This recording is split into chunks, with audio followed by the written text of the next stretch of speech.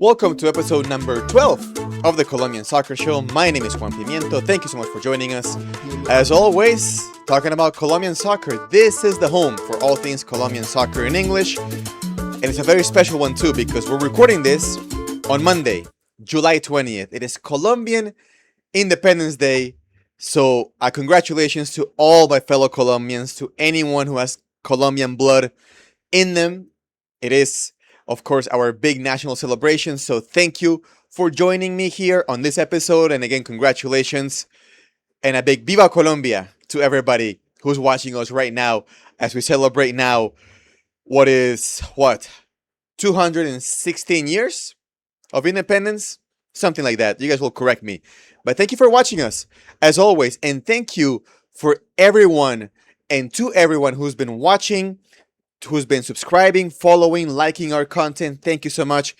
If you haven't done so, make sure to do so. Make sure to subscribe to this YouTube channel and get your notifications turned on so you don't miss a single episode. You'll be notified right on your phone as soon as every episode drops every Monday night. So make sure to do that. Like our video as well so the video shows up when anyone's looking for Colombian soccer content in English. If you're watching on Facebook, thank you for doing so. Make sure to like our page as well. And make sure to share this episode to your friends, to your family, anyone who be into Colombian soccer. Spread the word.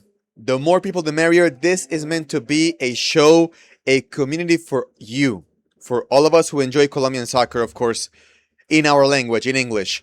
And for more content, of course, you can always follow us on Instagram and TikTok for reels, for videos, for analysis, for photo galleries. We have a video right now, a reel, up on both channels about John Duran, the first big name, Colombian, of course, moving this summer transfer window in Europe. He'll be joining Benfica on loan this upcoming season from Al Nassr.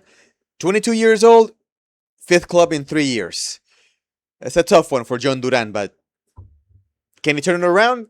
Will this be finally the break that he's looking for to come back to the national team to finally develop and break out in his development? Because he's talented, but he's had trouble everywhere he's been pretty much. So go to our Instagram, go to our TikTok, make sure to follow us and comment on our reel.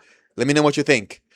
Speaking of controversial figures and talented figures, I'm wearing this jersey in particular. I chose this one, of course, the memories, right? 2014, Brazil. And we're going to dedicate this episode, number 12, to the big star of the World Cup. Really, for Colombia, the breakout kid who cemented his legacy for the most part. We'll put it this way. The best part of his legacy, the highlights, his top point, the climax of his talents in his career was that 2014 in Brazil, when he wowed the world with his goals, with his assists, with his flair, his talent. Of course, that being James Rodríguez. We'll dedicate today's episode to talking about his legacy. Because despite the rumors that are circling around in Colombia that some people may be looking for James to continue his national team career into 2028, into the Copa America at 37 years old. Still the captain, still the number 10. I don't know about you, but to me, that's a very dangerous proposition. To me, James' career ended when we lost to Switzerland in this World Cup in the USA, Mexico, and Canada. But that's me. And a lot of you think the same way. And again, there's no news. There's nothing confirmed whether he stays or he goes. What's going to happen? He has no club again, which is part of his legacy as well. But we'll focus more on the national team because, of course, everything is intertwined, right? His club career, his struggles there with the national team. So we'll break it down a little bit because I think now that the World Cup is over, and congrats to Spain on obtaining the tournament, the World Cup, of course, their second star, I think it's time we can actually delve into his legacy. Because again, James, all the talent in the world, he'll be right there with the GOATs.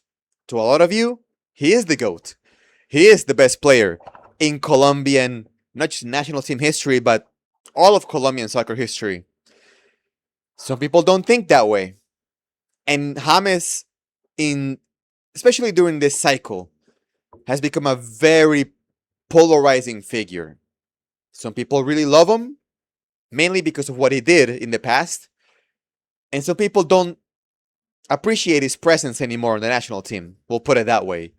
Some people think he's holding the team hostage. He's become the figure, the legend, who is been given too much power within the national team locker room to the point that some believe he gets to actually kind of choose and have a say on who comes into the national team and who doesn't come. And that's not just as of late, that's been happening for a while, according to some people. Again, this is all part of the debate around the figure that is James Rodríguez. We'll talk about the player because I know, sadly, for a lot of people, this is personal when it shouldn't be. We're not talking about the man, we're talking about the player, and that's it. This is not about the personal life. So I really hope that the debate becomes more respectful because, as with every polarized debate, it turns personal. People just go overboard, right? They take this a little bit too seriously. But let's talk some James because, again, I'm wearing this jersey. It's 2014, right? Let's talk a little bit about his credentials. And I mean, again, with the national team, it is undeniable. You look to my right, you see his legacy as far as the numbers. Top appearances of all time. He broke that record actually during the World Cup against Switzerland. When you talk about goals and assists, he's right up there with Falcao, with Carlos Valderrama, right? Again, statistically, in the record books, one of the GOATs. Individually, you look at all these awards to my left, right? Of course, 2014 was the big one. Let's not forget, too, he left a legacy on the under-20 team. I know that the under-20 team in 2011 underwhelmed in the World Cup in Colombia. If you remember, Colombia went into the World Cup as the home team. First time Colombia ever hosted a World Cup in 2011. They were coming in as the reigning champions of what at the time was called the Toulon tournament, now the Maurice Revello tournament, which is an exhibition that happens I think it's every year in France, in a little tiny town with some of the top under 20 sides in the world, right? And it kind of serves as like the precursor to the under 20 World Cup when those happen, to get a gauge of which teams could actually feature and maybe contend for the title. Colombia won that tournament. James was the captain, the best player. And then again, in the World Cup, things didn't pan out, right? But right after World Cup, he joins the senior team. First game in qualifying on the road to Brazil, in Bolivia, against La Paz, a place Colombia had never won, ever. Lionel Alvarez is the caretaker, I guess, of sorts at the time. This is before Peckerman, and James gets called up. He's wearing number 5, which is really bizarre to look back on that. Playing the left wing because that team didn't have a number 10 back then. He plays all 90 plus minutes in altitude, and he provides not the assist, the hockey assist, if you will. He's part of that breakaway that leads to Falcao's goal that wins the game for Colombia for the first time in Bolivia.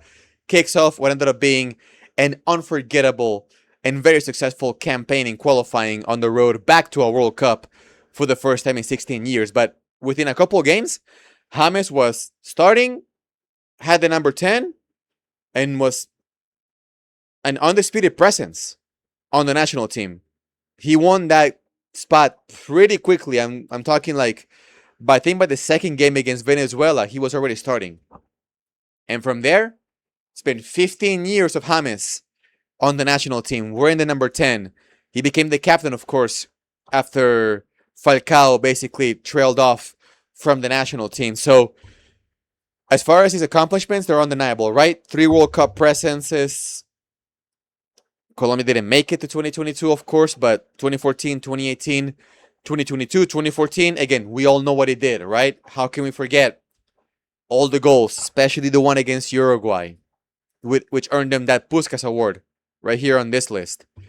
The one that I think for a lot of us, maybe it's the best goal we've ever seen Colombia score, at least at that high of a level.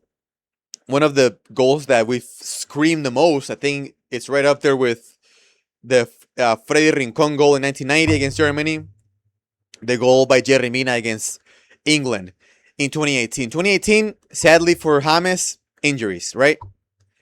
And 2026, just not in form. Not in form. Had one good game, really, against Portugal.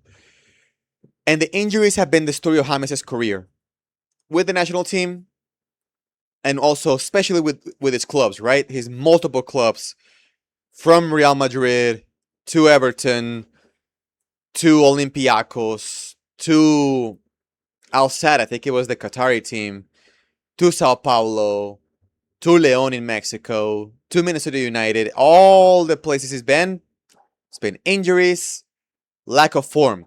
Despite it all, he always was a presence on that national team. I think you can count on your two hands how many games he missed for Colombia. Despite the lack of form, despite being on the bench for a lot of his club career, despite the injuries, he always played. Because I talked about it earlier. Not only was James the symbol, the figure, right? The rock upon which the national team was always built, but commercially, James sold a ton for the federation. So James, one of those figures, and I'm pretty sure if you're not Colombian, you're watching this, your country at some point has done this. James had to play in the friendlies, in the qualifiers, Copa America, World Cups, you name it. I remember the World Cup in 2018 when James played against, I think it was Senegal. James missed the first game because of injury. He tried playing against Senegal. He couldn't even make it to halftime and missed the rest of the tournament. He had the game against Poland, right? Brilliant game. The best game Colombia's ever played probably in a World Cup. Against Senegal, his leg busted.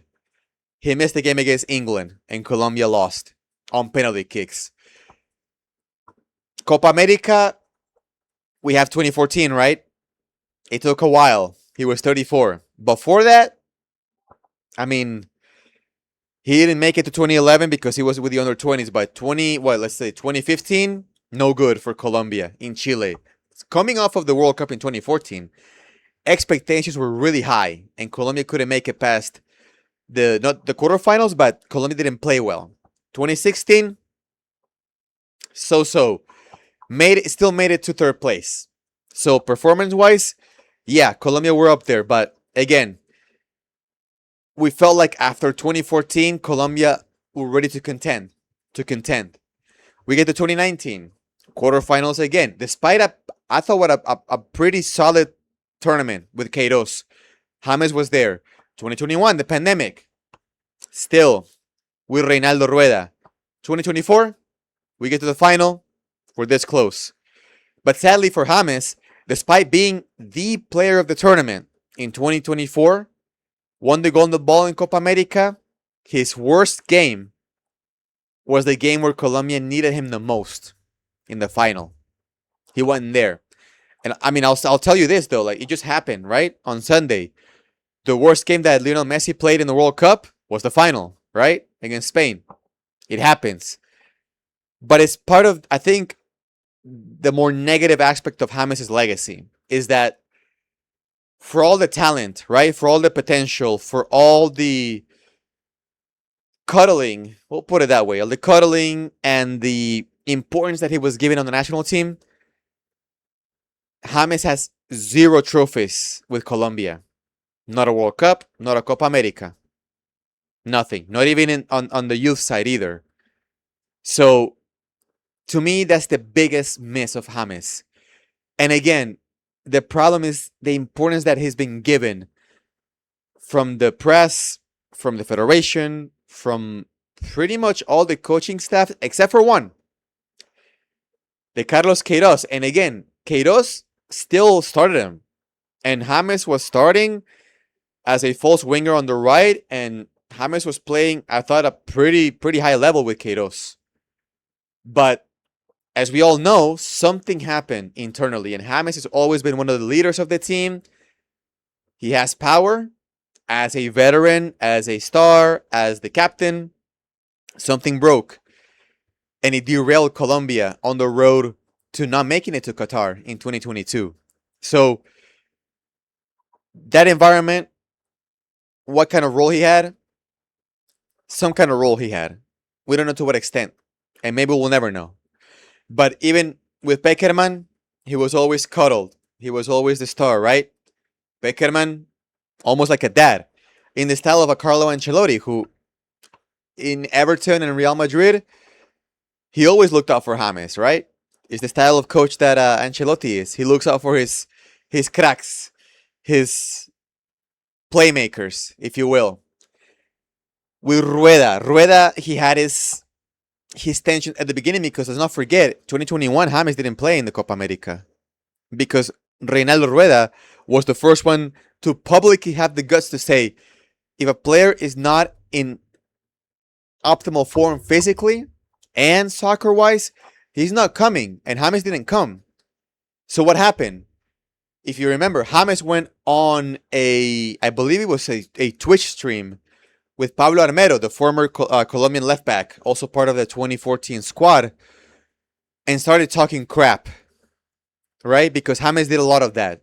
He used the national team to send a lot of indirect messages. He took a lot of shots at Zinedine Zidane, at Rafael Benitez, and all the coaches that didn't play him, basically, and who he didn't see eye to eye with. He always used the national team to send messages in the post-game press conferences, in the post-game interviews, on the pitch. He always did that. And when the one coach of the national team did something to get him out of the squad because of a logical reason, he went on his buddy's social media and started talking again. He was brought back, of course, eventually. And again, Colombia didn't make it to 2022. So I feel like, again, it's complicated because to a lot of us who love the national team, who try to analyze the national team, right? And we criticize the team and the coach and the players because we love the team, because we want Colombia to finally live up to its everlasting potential and contend and win trophies. Finally. It's been now 2026. It's been 25 years since Copa America 2001, the one trophy that Colombia ever won. And we're tired, right? We're waiting, and we see James and Falcao and Cuadrado and David Ospina and Teo Gutierrez and Jackson Martinez. Then we see Juanfer Quintero and Wilmar Barrios, Mateus Uribe, Carlos Baca, and all these players that have come and gone, right? But the mainstays have been, again, the same. Ospina, Cuadrado, James, Falcao, Davison Sanchez, Jerry Mina. And there's always been the potential. Always been the talent. And we can't get there. We can't get past that hump. And James wasn't able to do it. And Colombia, built around James, wasn't able to do it. Of course, it's not all his fault. There's a coaching staff, of course. Coaches have failed. The players around him, especially the strikers, right? Who can't put the ball in the back of the freaking net. They failed James as well. But we've seen, of course, other teams with players, I mean, and not to compare again, like a Messi, players like a Mo Salah, like players who can carry a team forward. James never really did that because even in 2024 Copa America, man, that was just a great team effort. Of course, a team built around James that made it to a final, right? And we couldn't get there because, again, James disappeared in the final against Argentina. And Argentina beat us in extra time. 1-0. So where was James? Where was that guy from 2014? We never saw that guy again. And a lot of people still live off of that legacy of him wearing this jersey and scoring the goals and getting the Puskas and getting the Golden Boot and taking Colombia to a quarterfinal. Right? I feel like people have very misguided opinions and are way too romantic about this, which is very much a Colombia problem. Sometimes we hold on to our best players for too long. and we don't realize that all that does is damage the team and the player's legacy in the long run. And I think that's what happened this summer, in a way. James shouldn't have started for Colombia in any of those games. James was not in World Cup playing form. This isn't qualifiers. These aren't friendlies. This is the World Cup. You have to be in top shape. You have to be in form. James played a handful of games this season so far, and he's back to being without a team. And there's people clamoring for him to stay and play Copa America in 2028? Come on. We got to get serious. We thank James for all he did in this 15 years. 15 years, man. 4 World Cup cycles. Thank you for everything. And that's it. That's it. Just leave it alone. Let him step aside. We have a plenty of young players. We talked about it last week, who can try and get that spot, step in. We have plenty of players who've been on the squad, who played the World Cup, who are ready to now take on the leadership that James is leaving behind. So we don't need to hang on to our heroes for too long. It's time for James to step away gracefully as he can, because again, there's a sour taste in everybody's mouth about what happened in this World Cup, and that includes him.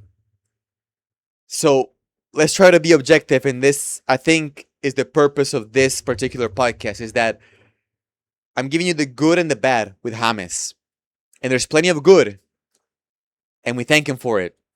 But there's also a lot of things that happened that he did, and that happened because as a country, as a soccer culture, we put him on too high of a pedestal. And that raised his ego. And it became a detriment to Colombia. And we saw it in this World Cup. Another World Cup in which Colombia let us down when expectations became pretty high during the World Cup. But that's my 2 cents on the legacy of James. What do you think? Because I know a lot of you have a lot to say about James' legacy. Let me know in the comments right below here on YouTube. Let me know in the comments right below here on Facebook as well. So I invite you again to follow us, because we have plenty of more content going on like this. We'll have plenty more to talk about on the national team. We'll talk, of course, more about what's going to happen with the coaching search, because we don't know that. Again, we don't know who's going to coach Colombia going forward. We'll talk about transfers, and join us next week, because next week we'll talk about the transfer window for the Colombian players, and we'll talk about the start of the Colombian League, Liga B Play, which starts this Friday. We'll have a recap and what to look forward to, the players to look forward to who might make a jump soon to Argentina, to Brazil, to Mexico, to Europe potentially, and some players to watch as far as the national team now as we start a new, hopefully, generation of players heading into the World Cup in 2030. Before that, of course, the Copa America in 2028. So join us next Monday, the 27th, to break that down.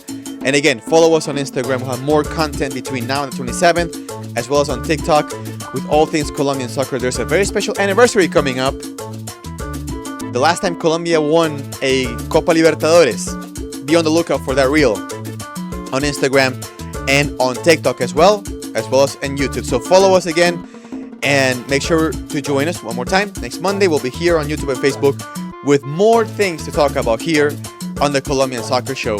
On that note, thank you so much for joining us, and we'll see you all next time.